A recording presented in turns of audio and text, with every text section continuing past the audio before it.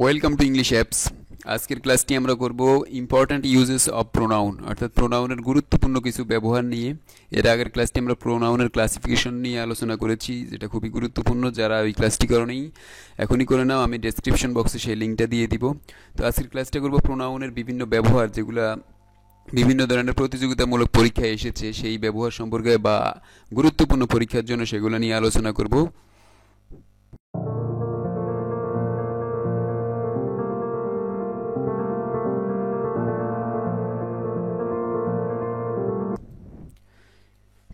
Subjective pronoun, অর্থাৎ pronoun subject হিসেবে কখন ব্যবহৃত হবে।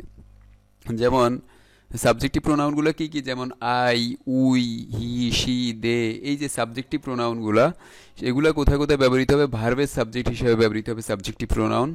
যেমন Mitu and I want to do, এক্ষেত্রে Mitu and I want to do, এক্ষেত্রে হচ্ছে যে ওয়ান্ট হচ্ছে যে ভার্ব, এই ভার্বের সাবজেক্ট হচ্ছে মিতু অ্যান্ড আই, এটা হচ্ছে সাবজেক্ট। তো সেই সাবজেক্ট হিসেবে আই ব্যবহৃত হয়েছে, অর্থাৎ সাবজেক্ট হিসাবে আই ব্যবহৃত হবে, ভার্বের সাবজেক্ট হিসাবে সাবজেক্টিভ প্রোনাউন ব্যবহৃত হবে।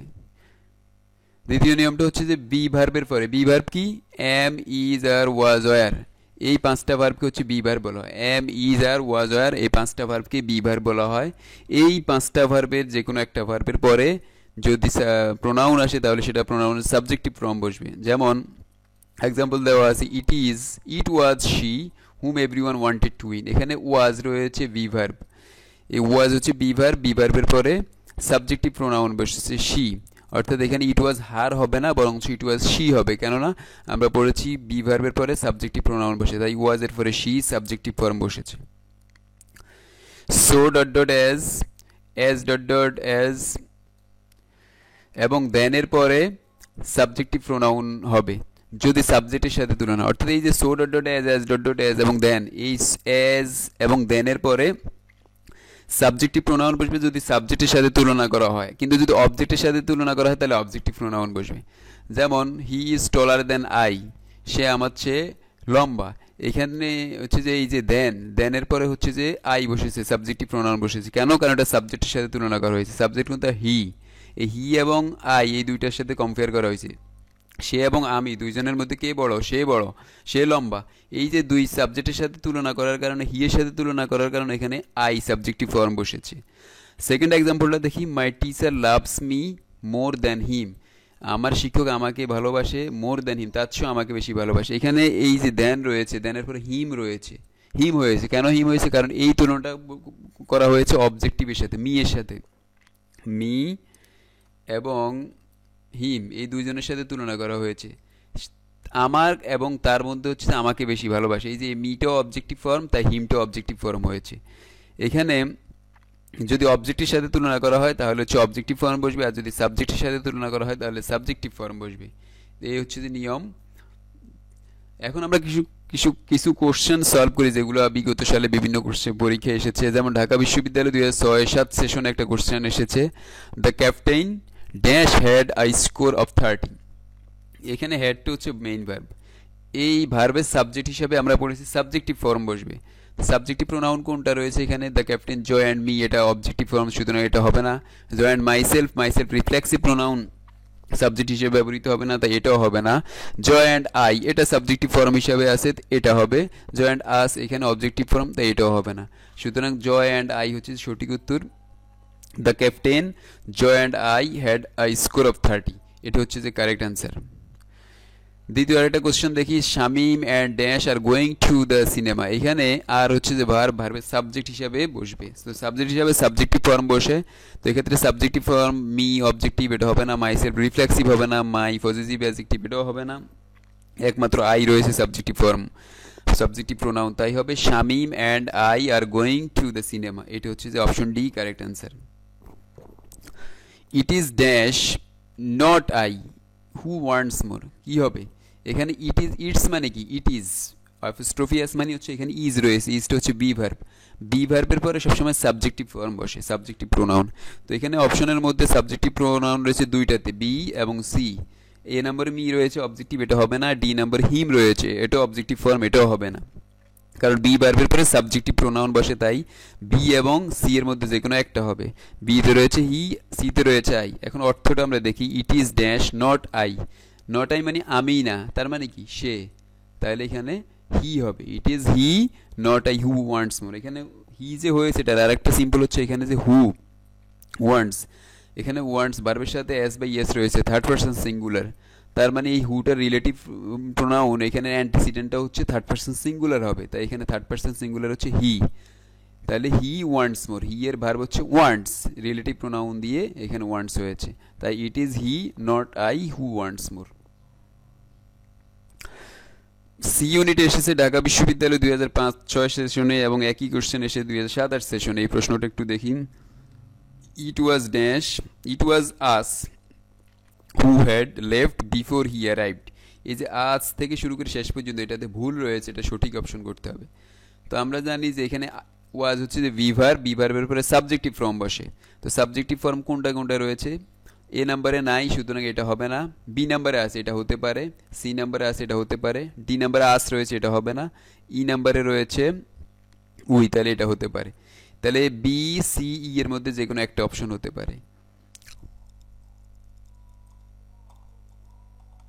এখন এই যে বি নাম্বার অপশনটা দেখি, it was we who had left before we arrive. এখানে আবার বিফোরের নিয়ম আমরা কমপ্লিটিং সেন্টেন্স আলোচনা করার সময় ডিসকাস করেছি, বিফোরের আগে ফার্স্ট পারফেক্ট টেন্স হয়, পরে ফার্স্ট ইনডিফিনিট টেন্স হয়। এখানে হু হ্যাড লেফট এটা ফার্স্ট পারফেক্ট, হি অ্যারাইভড হচ্ছে ফার্স্ট ইনডিফিনিট টেন্স, তাহলে এটা হচ্ছে যে correct answer. It was we, ওয়াজের পরে উই হয়েছে এবং বিফোরের নিয়ম অনুযায়ী হু হ্যাড লেফট, বিফোরের আগে ফার্স্ট পারফেক্ট টেন্স, পরে ফার্স্ট ইনডিফিনিট টেন্স হয়েছে। সি নাম্বারে হু হ্যাড ওয়েন্ট, এখানে হেডের পরে বারবার ফার্স্ট পার্টিসিপাল ফর্ম, কিন্তু ওয়েন্ট রয়েছে ফার্স্ট ফর্ম, তাই এটা ভুল। আর ই নাম্বার হচ্ছে who had left before the time he had arrived, sentence সঠিক হয় নাই, তাহলে সঠিক উত্তর হচ্ছে option B, it was we who had left before he arrived. এতক্ষণ আমরা সাবজেক্টিভ প্রোনাউন নিয়ে আলোচনা করেছি, এখন হচ্ছে অবজেক্টিভ প্রোনাউন নিয়ে আলোচনা করব। অবজেক্টিভ প্রোনাউনগুলো কোথায় কোথায় ব্যবহৃত হয়। প্রথমটা হচ্ছে প্রিপোজিশনের পরে অবজেক্টিভ প্রোনাউন ব্যবহৃত হয়, যেমন হি সেইড টু মি, এখানে টু হচ্ছে প্রিপোজিশন, প্রিপোজিশনের পরে হচ্ছে মি বসেছে যেটা অবজেক্টিভ প্রোনাউন, প্রেপোজিশনের পরে হচ্ছে অবজেক্টিভ প্রোনাউন বসে, তাই হি সেইড টু মি হয়েছে, টু আই হয়নি। ভার্বের অবজেক্ট হিসেবে অবজেক্টিভ প্রোনাউন বসে, এর আগে পড়েছি ভার্বের সাবজেক্ট হিসেবে সাবজেক্টিভ প্রোনাউন বসে আর অবজেক্ট হিসেবে অবজেক্টিভ প্রোনাউন বসে, যেমন হি কল্ড মি, সে আমাকে ডেকেছিল, এখানে কল হচ্ছে যে ভার্ব আর ভার্বের অবজেক্ট হচ্ছে যে মি, সুতরাং মিটা অবজেক্টিভ প্রোনাউন হিসেবে ব্যবহৃত হয়েছে।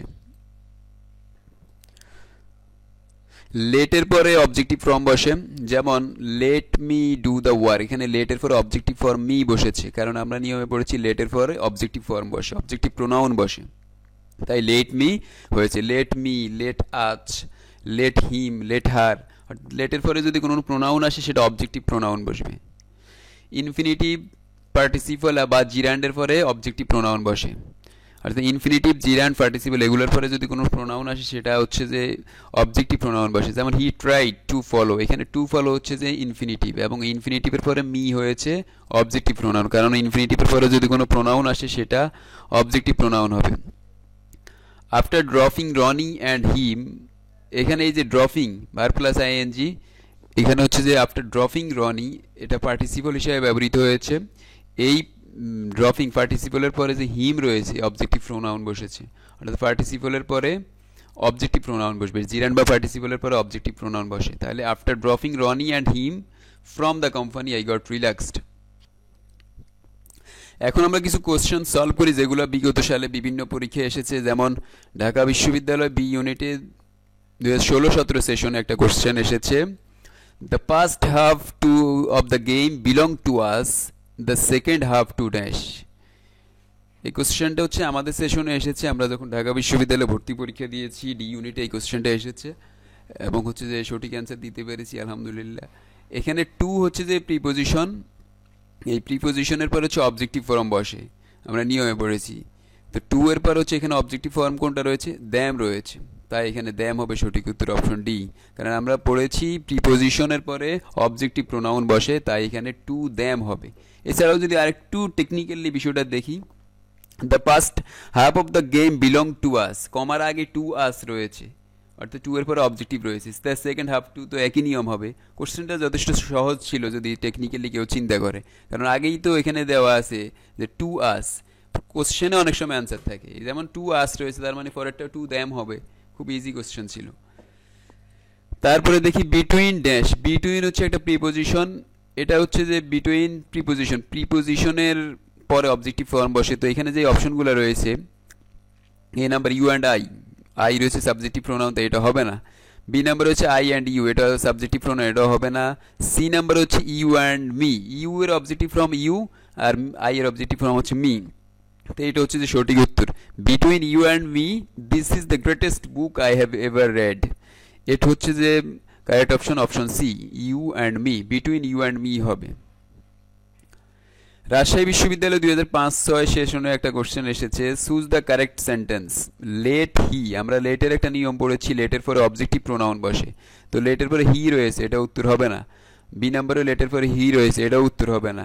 সি নাম্বারে লেটের পরে হিম, ঠিক আছে, কিন্তু অ্যান্ড এর পরে আবার আই রয়েছে, অবজেক্টিভ প্রোনাউন নাই, তাই এটাও হবে না।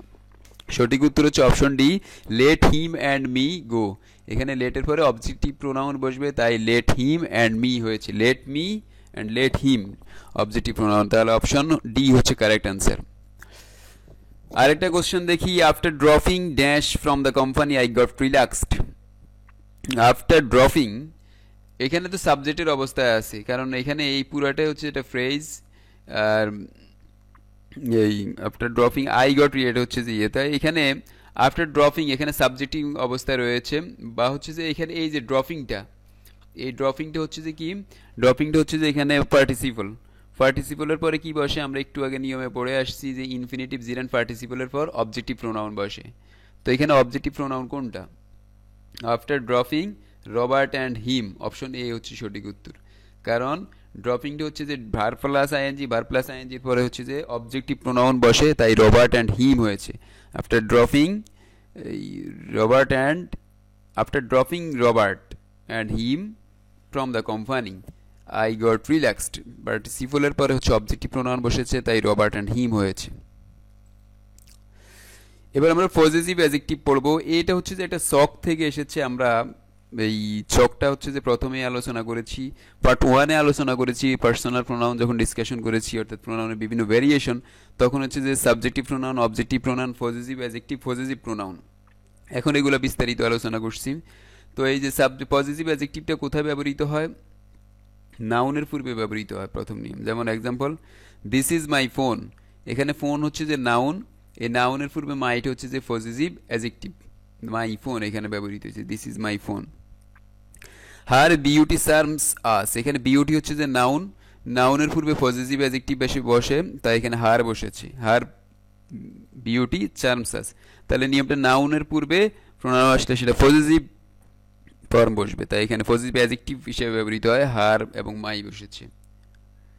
Preposition plus positive adjective plus noun বা জিরান্ড, অর্থাৎ নাউনের পূর্বে যদি প্রিপোজিশন এবং নাউনের মাঝখানে শূন্যস্থান থাকলে সেখানে পজিটিভ ফর্ম বসে, যেমন I am afraid of he is going there, এখানে অফ রয়েছে প্রিপোজিশন, এবং গোয়িং পরে ভার প্লাস আইএনজি বা জিরান্ড, এটা জিরান্ড থাকুক বা হচ্ছে যে নাউন থাকুক, প্রিপোজিশন এবং নাউন বা জিরান্ডের মাঝখানে পজিটিভ অ্যাডজেক্টিভ বসে, তাই এখানে হি ইজ বসেছে। I am afraid of he is going there, preposition এবং নাউন বা ভার প্লাস আইএনজির মাঝখানে যদি শূন্যস্থান থাকে সেক্ষেত্রে পজিটিভ অ্যাডজেক্টিভ বসে। কোশ্চেন সলভ, ঢাকা বিশ্ববিদ্যালয়ে এই ইউনিটে 2013-14 সেশনে এই কোশ্চেনটা এসেছে, water is our life source, it makes up 70% of dash bodies, এখানে অফ হচ্ছে যে প্রিপোজিশন, বডিজ হচ্ছে নাউন, প্রিপোজিশন এবং নাউনের মাঝখানে যদি শূন্যস্থান থাকে তাহলে পজিটিভ অ্যাডজেক্টিভ বসে, তাই এখানে পজিটিভ অ্যাডজেক্টিভ হচ্ছে their, option B, water is our life source, it makes up 70% of their bodies. আমরা নিয়মে পড়েছি প্রিপোজিশন এবং নাউনের মাঝখানে যদি শূন্যস্থান থাকে তাহলে পজিটিভ অ্যাডজেক্টিভ বসে, তাই অফ দেয়ার বডিজ হয়েছে। The child cried for dash mother, এখানে চাইল্ডকে বোঝানোর জন্য এখানে এই যে এটাও প্রিপোজিশন, পর প্রিপোজিশন আর পরে হচ্ছে যে মাদার নাউন, প্রিপোজিশন এবং নাউনের মাঝখানে শূন্যস্থান রয়েছে, এটা পিএসসির এটা পরীক্ষায় এসেছে, নিয়োগ পরীক্ষায়। প্রিপোজিশন এবং নাউনের মাঝখানে শূন্যস্থান রয়েছে, তার মানে এখানে পজিটিভ ফর্ম বসবে। তো positive form his, her, its তিনোটাই, কোনটা হবে? এটা সাবজেক্ট দেখতে হবে। সাবজেক্ট হচ্ছে দ্য চাইল্ড, শিশু। শিশুদের ক্ষেত্রে আমরা জানি ইটস বসে, অপশন সি হচ্ছে সঠিক উত্তর। The child cried for its mother, কারণ শিশু হচ্ছে যে চাইল্ড, এক্ষেত্রে সবসময় ইটস বসে, ইট বসে, অচেতন হিসেবে এটা ব্যবহৃত হয়, তাই এখানে ইট ব্যবহৃত হয় শিশুদের ক্ষেত্রে বা অচেতন পদার্থের ক্ষেত্রে ইট বসে, তো শিশুর ক্ষেত্রে ইট বসবে, এই জন্য ইটের পজিটিভ ফর্ম হচ্ছে ইটস, ইট ইট ইটস, তাই ইটস বসছে। When friends insist on dash expensive gifts, it makes most Americans uncomfortable. এখানে on হচ্ছে preposition, এখানে প্রত্যেকটা ভার্বের পরে দেখতেছি them to accept, on them to accept মিলে না, on their accepting। এখানে লক্ষণীয় বিষয় হচ্ছে on হচ্ছে preposition, accepting হচ্ছে verb plus ing, জিরান্ড। আমরা পড়েছি প্রিপোজিশন এবং ভার্ব প্লাস আইএনজি এর মাঝখানে যদি শূন্যস্থান থাকে তাহলে পজিটিভ ফর্ম বসে, পজিটিভ অ্যাডজেক্টিভ বসে, তো দেয়ার হচ্ছে পজিটিভ অ্যাডজেক্টিভ, এটা ঠিক আছে। তাহলে অপশন বি হচ্ছে সঠিক উত্তর। When friends insist on their accepting expensive gifts it makes most Americans uncomfortable, এটাও ভুল, দে অ্যাকসেপ্ট এটাও ভুল, তাই অন প্রিপোজিশন এবং ভার্ব প্লাস আইএনজি এর মাঝখানে শূন্যস্থান থাকলে সেটা হচ্ছে যে পজিটিভ ফর্ম বসে, তাই এখানে দেয়ার বসেছে। এই হচ্ছে যে প্রোনাউনের গুরুত্বপূর্ণ ব্যবহারের পার্ট 1 সম্পর্কে আজকের ক্লাসটি আমরা করলাম। নেক্সট ক্লাসে আমরা পার্ট 2 সম্পর্কে, অর্থাৎ রিলেটিভ প্রোনাউন এবং রিফ্লেক্সিভ প্রোনাউন সহকারে অন্যান্য যেগুলো রয়েছে সেই সম্পর্কে আলোচনা করব। তো আজকের ক্লাসটি এই পর্যন্তই। আমাদের ক্লাস যদি ভালো লাগে অবশ্যই ইংলিশ অ্যাপ চ্যানেলকে যারা নতুন আছো সাবস্ক্রাইব করবা, যারা সাবস্ক্রাইব অলরেডি করেছে তোমাদেরকে অসংখ্য ধন্যবাদ। Thank you very much.